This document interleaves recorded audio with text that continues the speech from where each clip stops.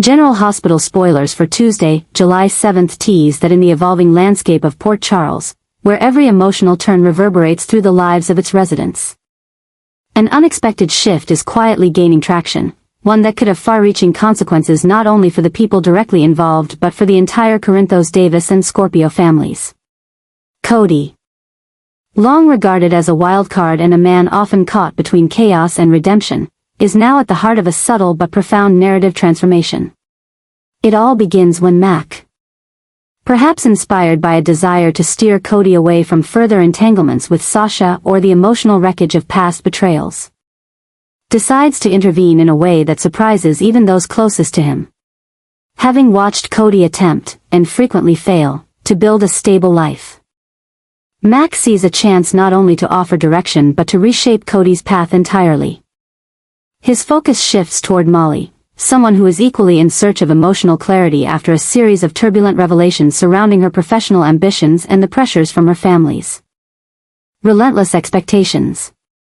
Mac, never one to play the role of traditional matchmaker, finds himself stepping into new emotional territory. His interactions with Cody grow more pointed and deliberate, subtly guiding him toward moments where he might cross paths with Molly, whether it be community events, charitable functions sponsored by the DA's office, or even intimate family gatherings. The connections feel coincidental at first, but there is a strategy unfolding beneath the surface. Mac sees in Cody a raw sincerity, a protective instinct often buried beneath the wreckage of impulsive decisions. And in Molly, he sees a woman who has grown increasingly disillusioned by the world of law and order she once clung to for stability. As Molly finds herself questioning her future and longing for a different kind of emotional honesty, the kind not built on political ambition or courtroom victories, Cody's unfiltered presence becomes oddly magnetic. The people around them begin to notice the shifts. Sam, ever protective of her sisters, initially views Cody's growing proximity to Molly with skepticism, suspecting he's either rebounding from Sasha or spiraling from the pressure of reconciling his identity with Mac. But even she cannot deny the subtle changes in Cody's demeanor. He is calmer around Molly, less reactive, more contemplative. With her, there is no need for bravado or hidden agendas, just unspoken understanding, shared over quiet conversations at Kelly's or unexpected run-ins in the halls of GH. This emotional pivot, however, is not without its darker undercurrents. The very idea of Cody and Molly together becomes a subject of whispered concern in Port Charles. Not because of scandal, but because of what it represents, a reshuffling of emotional alliances, a rejection of expectations. Mac, in trying to protect Cody, may have unknowingly pulled him into a complex web of familial and political sensitivities. Alexis, always watching from the sidelines with a strategist's gaze, is unsure whether to support or shut down the burgeoning connection. She sees echoes of her own past, choices that seemed romantic at the time but ended in wounds not easily healed. Meanwhile, Cody begins to feel the weight of something new.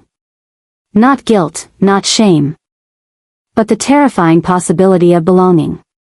In Molly, he sees the stability he never thought he deserved, while she, in him, sees the spark of rebellion that she's been too scared to ignite within herself. Their conversations, increasingly personal, start brushing against unspoken boundaries. She asks about his mother, his regrets, his fractured relationship with Dante. He asks about her dreams, not the courtroom battles, but the ones she never dared to share with TJ or her mother. With each revelation, the air between them thickens with a possibility that neither of them can quite name yet. But no transformation in Port Charles is ever free from consequence. Sasha, still tethered emotionally to Cody in ways she hasn't fully admitted, senses something is shifting. Her attempts to reach out, whether through shared memories or thinly veiled concern, begin to falter as Cody becomes more emotionally distant. And for Mac, the deeper Cody moves toward this unexpected connection with Molly, the more he realizes he may have underestimated the ripple effect it would have on those around them.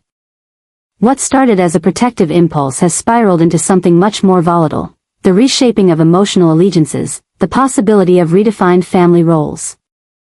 and the emergence of a new axis of power rooted not in ambition or revenge, but in genuine emotional truth. As summer unfolds in Port Charles, this storyline may become the next quiet storm, not with explosions or courtroom battles, but with whispered confessions, stolen glances, and the kind of slow-burning emotional evolution that changes lives forever. Mac may have ignited something he cannot control. Molly may be on the edge of a personal awakening she never expected. And Cody, the perennial outsider, may finally find himself standing at the threshold of something real, if he's brave enough to claim it.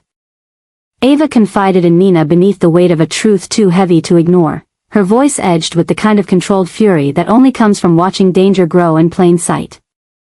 The conversation was not casual, not colored by idle gossip or fleeting paranoia. It was a reckoning. Ava had seen the signs. Drew, once a man of discipline and charm, was no longer operating from a place of clarity or stability. His actions had become erratic, his motivations increasingly opaque, and Ava, ever perceptive to the undercurrents of manipulation, began to fear what might happen next. The veneer of heroism that once shrouded Drew had worn thin, revealing a man warped by ambition, rejection, and something even darker, a compulsion to control everything he felt slipping through his fingers. This wasn't just about personal betrayal or failed romance. This was about power. And what a desperate man might do when he believes he's entitled to it. Ava described to Nina a series of small but telling incidents, the way Drew had begun inserting himself into conversations he wasn't invited to, the subtle threats veiled as advice, the tightening grip he had on Willow, and the emotional chess game he was playing with Michael. None of it seemed random anymore. There was a pattern, a direction. And Ava feared the trajectory pointed towards something catastrophic. Nina listened, her features hardening as the pieces began to align with things she herself had started to notice. The strange way Drew always seemed 2 steps ahead. How he used sympathy as a weapon and presented loyalty like a leash. It became clear that the version of Drew the world thought they knew was no longer standing before them. Something had shifted. And the danger now wasn't loud or violent, it was cold, calculated, and dressed in the illusion of concern.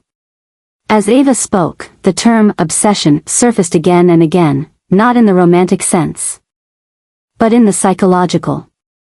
Drew had become obsessed with rewriting the story of his downfall, and in that pursuit, he was willing to destroy anyone he believed contributed to it. Whether it was Willow's independence, Michael's redemption, or even Carly's protective instincts, Drew saw them as obstacles rather than people. This fixation had bred a new kind of danger, one that couldn't be reasoned with or pacified, only confronted. And the more Ava revealed, the clearer it became to Nina that the fallout wouldn't just touch those in Drew's immediate circle, it could spread, like a sickness, into the very structure of Port Charles itself. For Nina, the conversation wasn't just informative, it was haunting. She had already begun to question Drew's presence in Willow's life, particularly after witnessing how quickly he manipulated emotional situations to cast himself as the savior. But Ava's words gave form to the unease Nina had been unable to articulate. It wasn't just that Drew was dangerous, it was that he believed he was right. He believed his pain justified his control, that his abandonment gave him license to dominate the narrative. That was the most terrifying part. The Drew they were now facing wasn't broken, he was resolved. Resolved to bend the world back into a shape that favored him, no matter how many lives he shattered along the way. As Ava leaned in closer, her voice dropped to a near whisper, as if speaking the next thought aloud might summon consequences neither of them could control. She spoke of the possibility that Drew wasn't just emotionally unstable but strategically dangerous, someone who had learned how to mask his darkness beneath layers of altruism and trauma.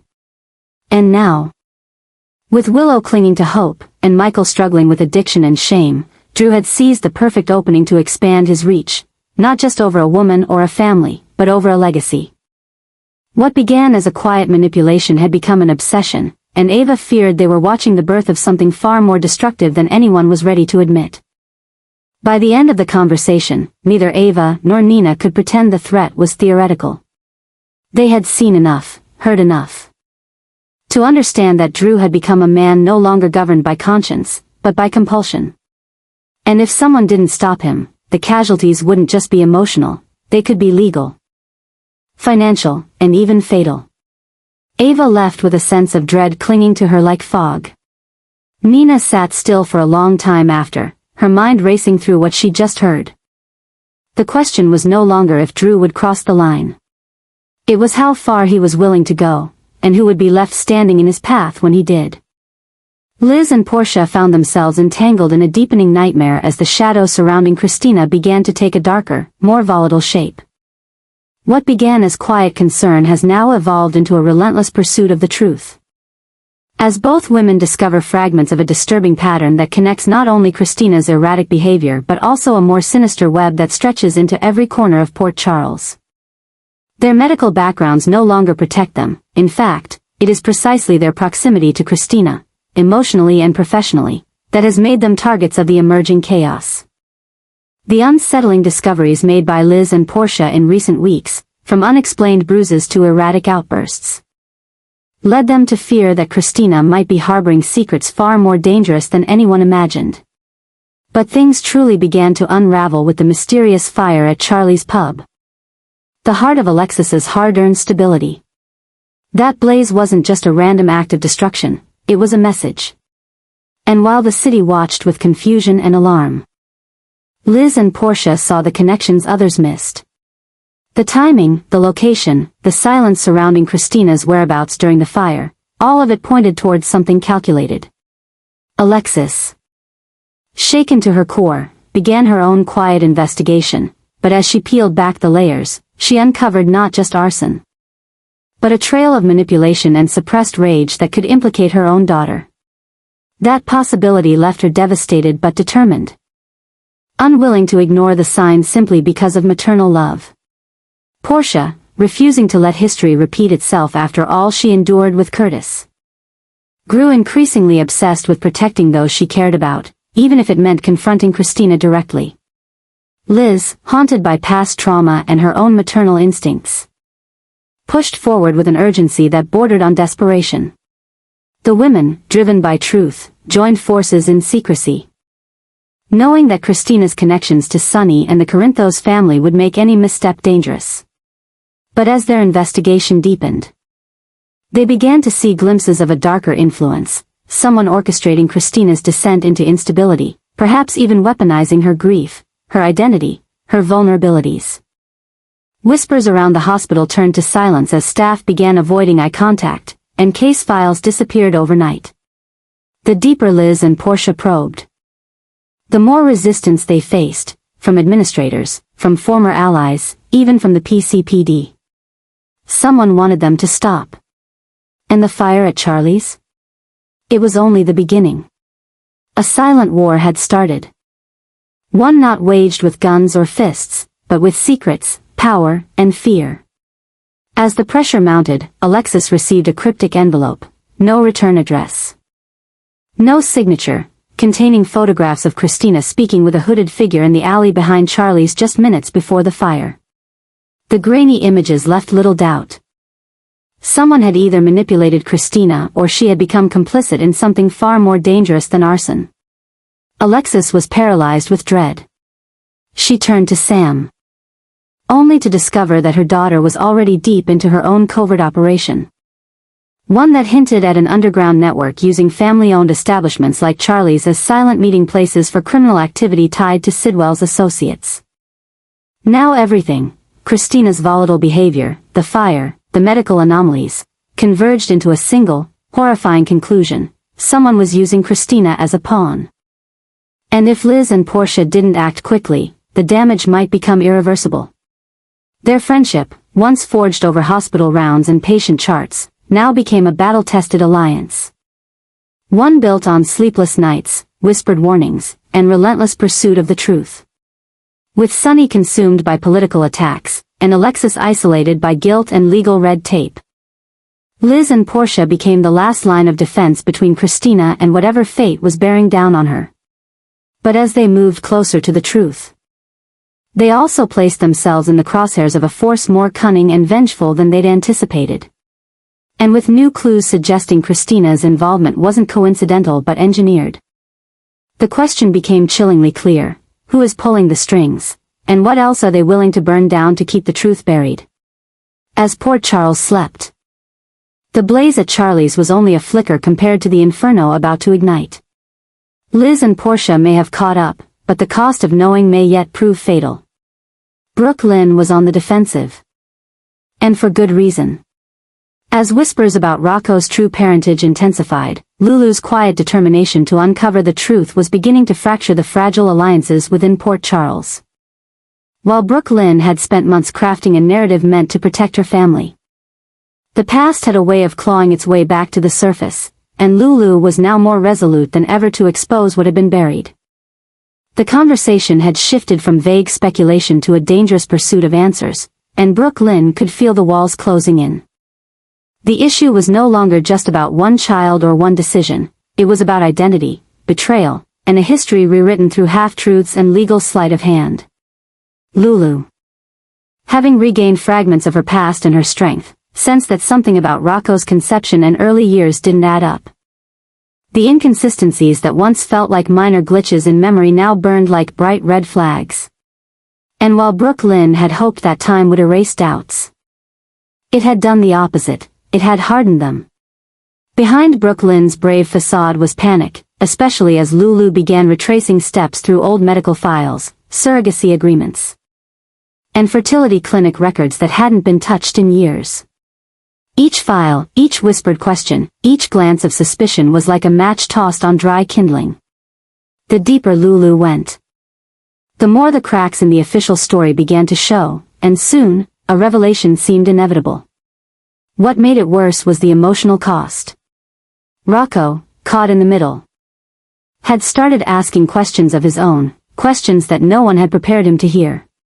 And with Brooke Lynn dodging answers, the boy had begun turning to others, namely Danny and even Christina, for insight. Word was spreading, and the burden on Brooke Lynn's shoulders was growing heavier by the day. Meanwhile, Brooke Lynn found herself being pulled into a web of secrets and half-constructed lies, not of her own making but ones she had protected. Her defensiveness wasn't just about guilt, it was about loyalty, fear, and a desperate need to shield the people she loved from the implosion that was about to come. But in doing so, she was only stoking the fire. To make matters worse, Maxie, always intuitive and now painfully aware of the growing tension between Brooke Lynn and Lulu, began asking her own questions. And Maxie's questions, unlike Lulu's, were sharp, direct, and impossible to deflect. It was only a matter of time before more people realized that Rocco's origin wasn't what they had been told, and that someone had deliberately altered the truth for reasons no longer justifiable. The situation took an even darker turn when a previously sealed paternity report surfaced, and while its contents had yet to be verified, the implications were explosive. It hinted at the possibility that Brooke Lynn had known more than she let on, and may have played a critical role in ensuring the report never saw the light of day. Whether out of fear, loyalty to family, or a misguided sense of protection. The truth was that Brooke Lynn was no longer just covering up a past mistake, she was actively fighting against a tide of truth that threatened to destroy her.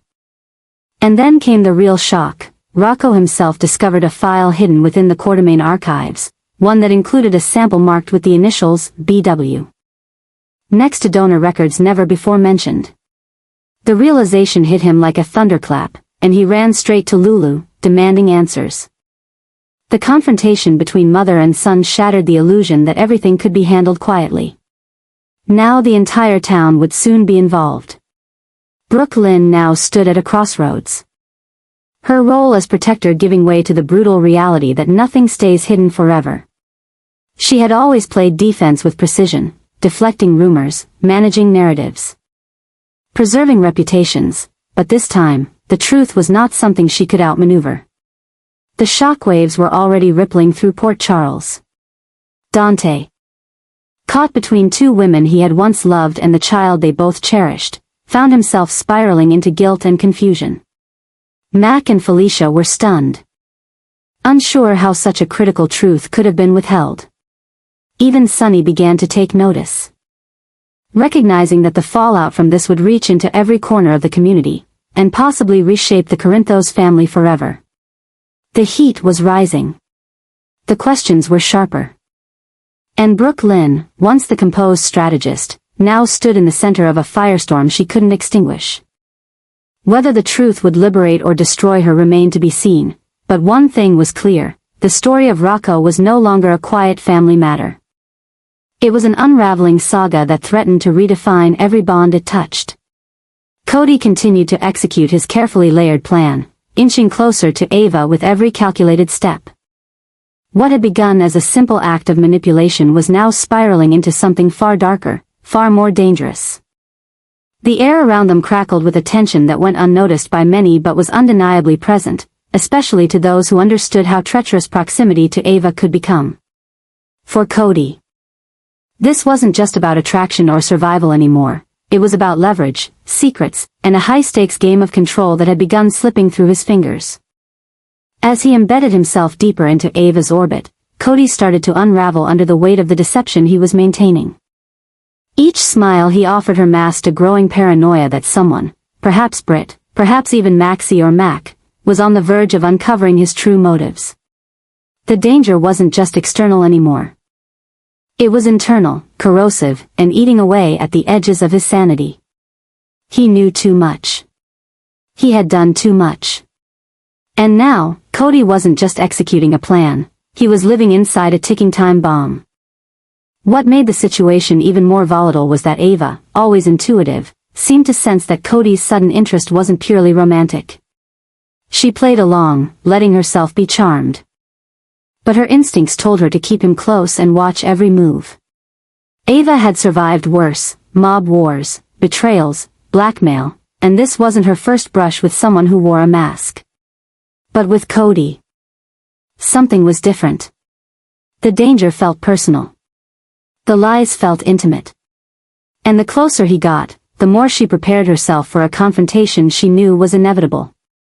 Meanwhile, those closest to Cody were starting to question his behavior. His erratic shifts in temperament, his frequent disappearances, and his sudden alliance with Ava raised alarm bells that no longer could be ignored. Mac, torn between fatherly loyalty and growing suspicion, began quietly asking questions. Maxie, already uneasy about Cody's increasing involvement with shady players, couldn't shake the feeling that this wasn't just Cody trying to start a new life. It was him trying to escape a guilty past. As Cody maneuvered within the shadows of Port Charles, whispers began to circulate linking him not just to Ava's world, but to larger, more ominous conspiracies, ones involving Sidwell.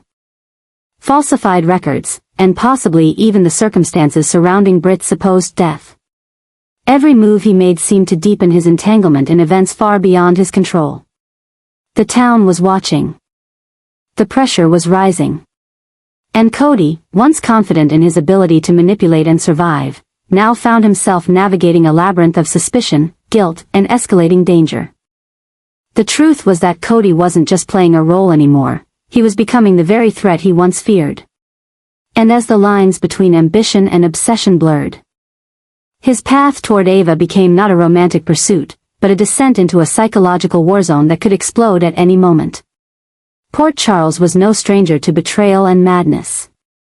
But what was unfolding between Cody and Ava had the potential to eclipse even its darkest chapters. Because this wasn't just a story of seduction or deception, it was a tale of unfinished trauma, retribution, and the ghosts that never truly die.